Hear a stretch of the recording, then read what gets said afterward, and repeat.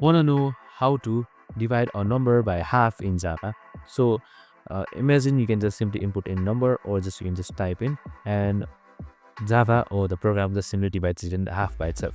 So in this code, I'm just going to explain you how it works and how you can just simply use this code on the screen right here. So first and first, what we have done is we have just simply entered an integer that is 20. So we have named it number as well.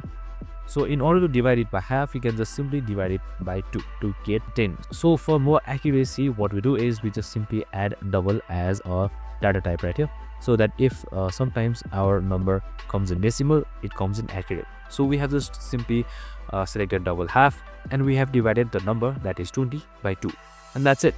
Super simple and easy. Once that is done, we just simply print it up with system.out.println, and we write the half of 20, which is num, is half. So half should be 10.0, and that's it. We can just simply run this code to see the result, and there you go. Super simple and easy. I hope this video helped. If it did, make sure to like, subscribe, and tune in with us for more of these videos. See you in the next one.